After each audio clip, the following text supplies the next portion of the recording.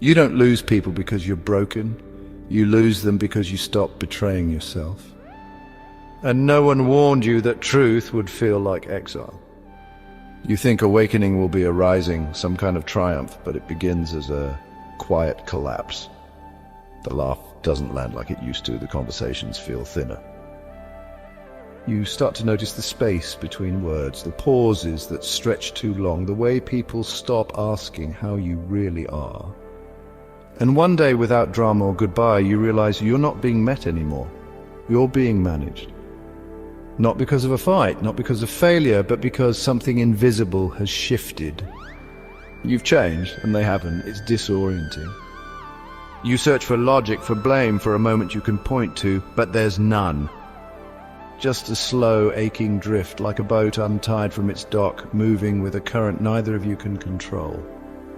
You remember sitting across from someone you once loved deeply, someone who knew your middle name, your history, your heart, and you shared something that mattered, something vulnerable, and they just blinked, smiled politely, changed the subject. And that's when it hit. The version of you they loved wasn't the one speaking now. Psychologist Jung once said, loneliness does not come from having no people around. It comes from being unable to communicate the things that matter most. That's the fracture. That's the silence that stings. Not because you're alone, but because your truth no longer has a place to land. You've started speaking a language your old life was never designed to understand. This isn't about superiority, it's about resonance. You're tuning into something deeper, something quieter. You're shifting from validation to vibration, from fitting in to coming home. And as that signal clears, the static around you becomes louder.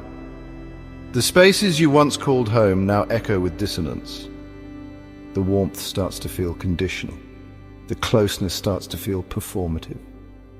And eventually, you're not sure if you miss them or if you miss the version of yourself that they still expect to show up.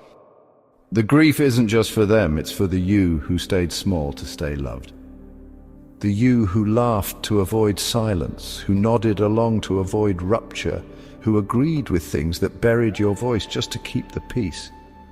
But you're not at war anymore, you're just waking up. You didn't push them away. You just stopped pulling yourself apart to stay close. And yes, it hurts, but this isn't the death of connection, it's the rebirth of truth.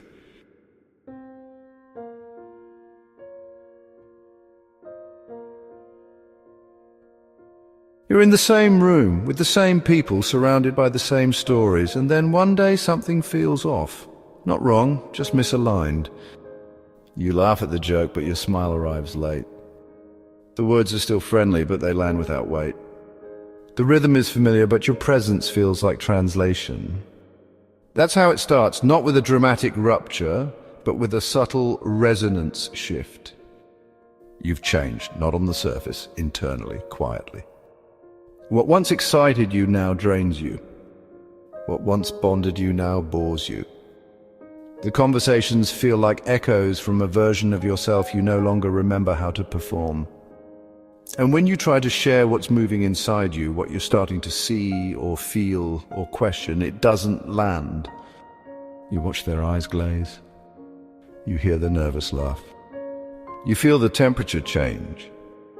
It happened once when I tried to talk about how I'd started meditating again.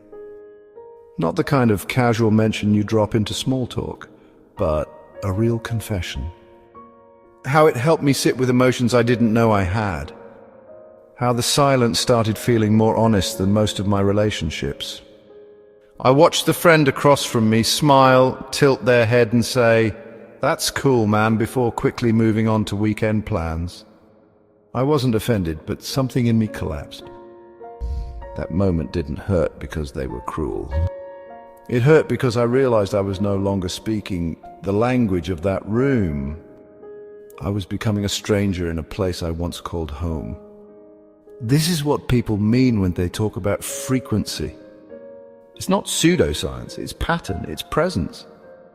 You're no longer vibing with environments that require you to be dishonest about what you feel.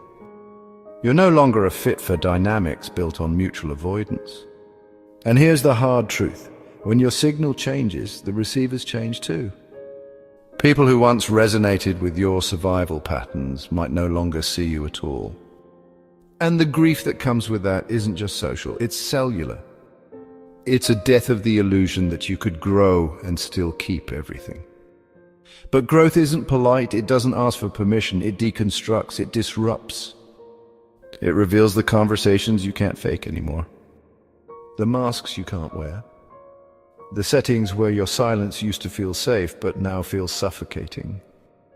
This doesn't mean you've outgrown people because you're better. It means you've outgrown the version of yourself that needed to be less than whole to be loved. You're not being distant, you're being honest. And honesty isn't always loud. Sometimes it's just walking away from what no longer echoes back who you are. At first, that feels like loss. But eventually it starts to feel like breathing. Because the moment you stop needing to be understood is the moment you make room for those who already understand. Not because you translated, but because you finally spoke in your own voice.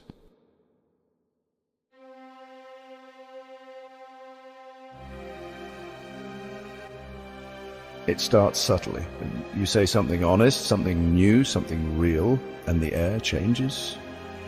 A pause, a laugh that doesn't feel warm, a look that lingers just a little too long. You brush it off, but your body feels it before your mind can name it. They don't say it outright, they don't have to. You've become unfamiliar, not because you're wrong, but because you're no longer holding back the parts of yourself they needed you to hide. What used to bond you, mutual coping, shared denial, unspoken agreements, has begun to dissolve. And in its place, silence. You've stopped flinching at your own truth, and that makes you a mirror. Not the kind that flatters, the kind that reflects what others aren't ready to see. I remember sitting with someone I'd known for years. We used to talk endlessly, complaints, jokes, gossip, everything and nothing. But something had shifted. I'd been doing the work, therapy, solitude, silence. The surface level talk began to feel hollow. I brought up something deeper, about how I'd realized I wasn't just tired, I was emotionally bankrupt. How I was no longer okay pretending to be fine. How I was questioning the roles I'd played just to be accepted. She blinked, smiled, looked down at her drink, then said, "Wow, that's heavy," and changed the subject. And in that moment I felt it, the glass wall between us unspoken, cold, irreversible. She didn't attack me, she didn't ghost me. She just couldn't walk with me past the place I used to live. This is the hidden cost of growth. Not everyone wants the real you. They want the you who helped them avoid themselves. Carl Jung called this process individuation, a return to wholeness by reclaiming the disowned parts of yourself. But when you become whole, you stop fitting into relationships built around your fragments. Your boundaries become threatening to those who relied on your compliance. Your clarity feels sharp to those still in fog. Your healing disrupts the delicate ecosystem of dysfunction you both once survived inside. You don't even need to say anything. The mirror does all the work. The resentment that follows isn't about who you've become, it's about what you're no longer willing to be. A few will lash out, others will quietly fade. But most will hover just long enough to make you question yourself. They'll call you cold, distant, arrogant, dramatic. But what they really mean is you're no longer manageable. They didn't love the whole you, they loved the version of you who agreed to stay hidden. And now that you're visible, you've become inconvenient. You didn't betray them, you just stopped betraying yourself. You didn't reject them, you just stopped abandoning your truth for connection. There's a Japanese fable called the crane wife. A man marries a woman who turns out to be a crane in disguise. To stay with him, she plucks her own feathers and weaves them into fabric to support their life. But over time, the cost of hiding her nature becomes unbearable. When he discovers the truth, she's forced to fly away, never to return. This is what happens when love requires invisibility. And when you finally stop plucking your feathers to stay close, some people will call your wings betrayal. Let them. You're not selfish for changing. You are not cruel for healing. You are not broken for wanting more than performative love. Let them project, let them misunderstand, let them leave. You didn't lose them, you became someone they never took the time to see. And that is not your failure, it's your freedom.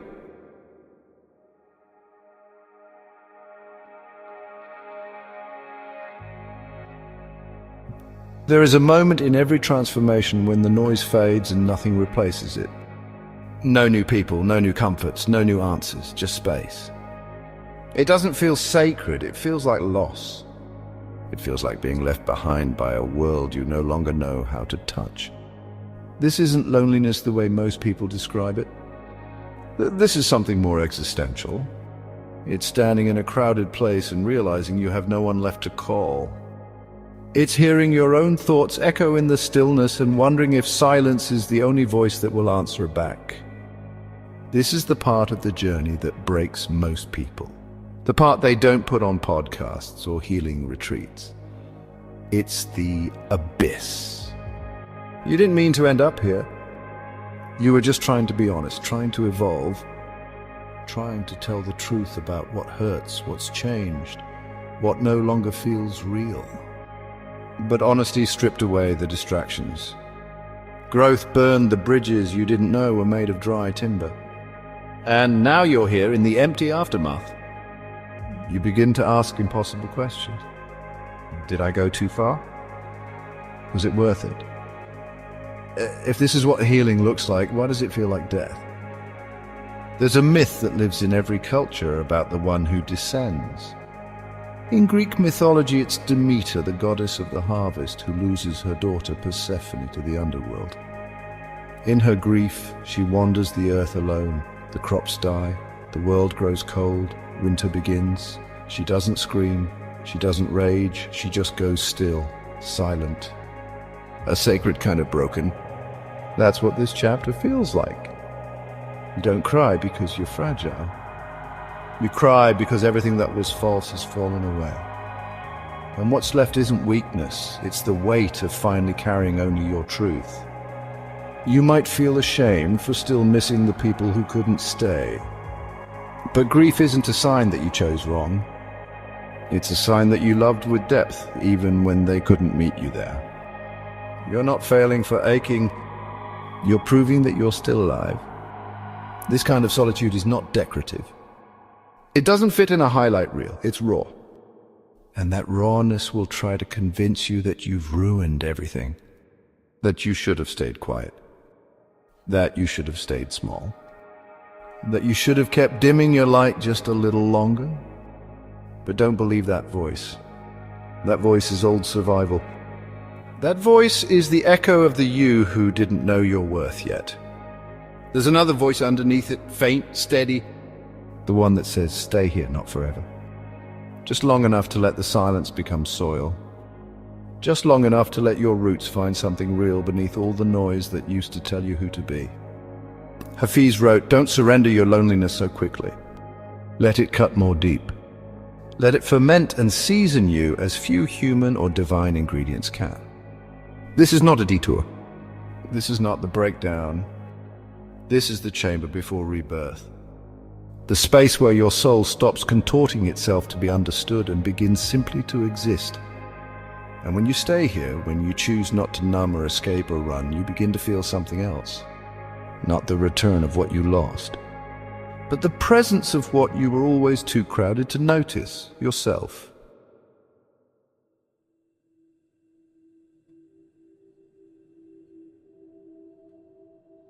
What begins as emptiness slowly becomes something else. At first you call it isolation, you call it exile, you call it loneliness. But over time something shifts. Not because the pain leaves, but because something sacred enters. Space, unclaimed, unoccupied, unfiltered space. You stop rushing to fill the silence. You stop reaching for the old noise. You begin to sit still long enough to hear your own voice beneath the voices of who you were supposed to be. And in that voice, something ancient stirs, unknowing. This is what solitude reveals. Not answers, not ease, but an honest mirror. A mirror that reflects you without needing to please anyone, without asking you to twist or smile or soften to be loved. It's uncomfortable until it's not. Because the longer you sit in that honest stillness, the more you begin to notice what's been growing in the quiet. Clarity, discernment, a spine you didn't know you had. You begin to remember the moments you used to explain yourself to people committed to misunderstanding you. You remember shrinking, smiling, swallowing things that were too big for their comfort. And you realize that that was never connection, that was performance.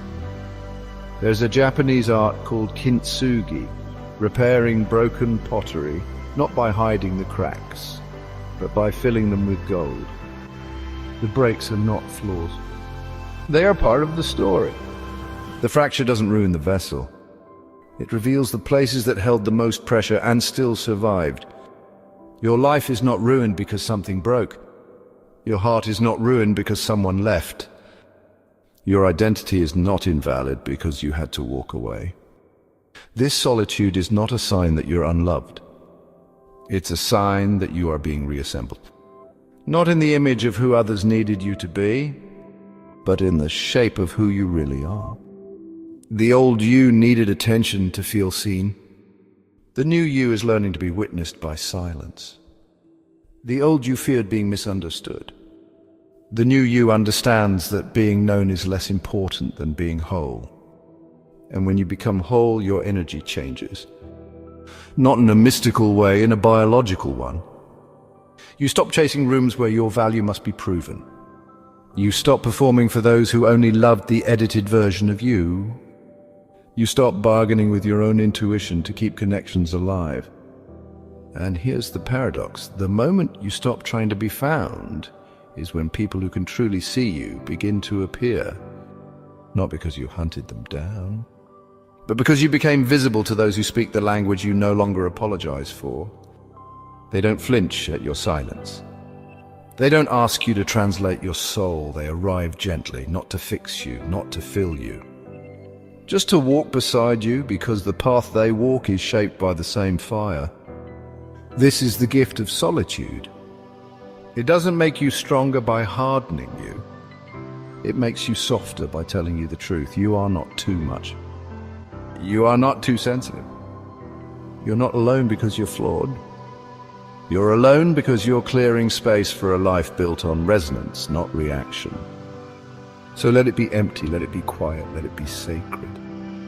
This isn't a waiting room, this is the becoming.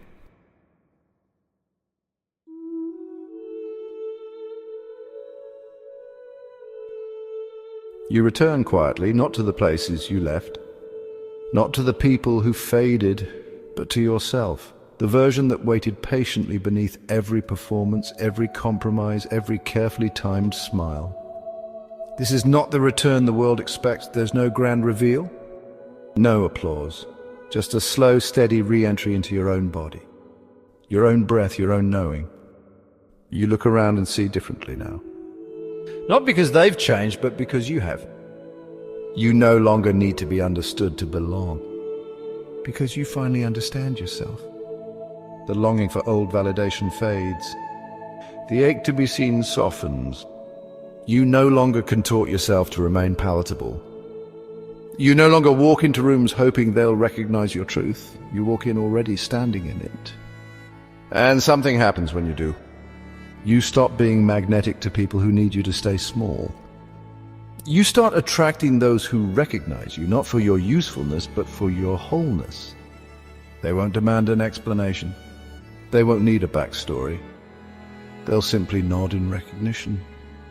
Not because they understand every detail, but because they too have been through the fire. You feel it in the way they listen, the way their silence holds space, not judgment, the way you no longer have to armor up to feel safe. These are the ones who don't just meet you. They meet themselves through you. But here's the deeper truth. Even if they don't come right away, even if you're still walking mostly alone, something fundamental has changed. You are no longer afraid of your own company. The silence that once screamed now sings. The loneliness that once crushed now clears the air. Because solitude isn't empty anymore, it's full of you. And when you reach that place, you don't go back. Not because you couldn't, but because there's nothing left to go back to. You outgrew the mask. You outgrew the need to prove. You outgrew the version of yourself who kept editing their soul for temporary connection. Clarissa Pinkola Estes wrote, "It is worse to stay where one does not belong at all than to wander about lost for a while, looking for the psychic and soulful kinship one requires." This is what you were doing all along. Wandering not to escape, but to unlearn, to unmask, to return not to comfort, but to resonance.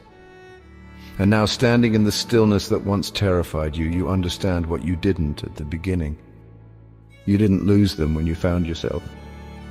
You lost the illusion that belonging meant betrayal. You lost the idea that love should cost your voice. You lost the belief that silence must be filled to be meaningful. This wasn't abandonment, it was alignment. This wasn't exile, it was emergence. And now there's nothing left to chase, nothing left to force. Only the quiet magnetism of a soul that no longer begs for entry, but opens the door to those who've learned to walk through truth. So if you're still in the silence, if you're somewhere between the ache and the clarity, let this be your reminder. This is not the end, this is the becoming. If this spoke to you, leave one word below. A word for the next person walking through the dark. A word for the version of you that almost turned back. A word for the quiet ones learning to make peace with their own voice.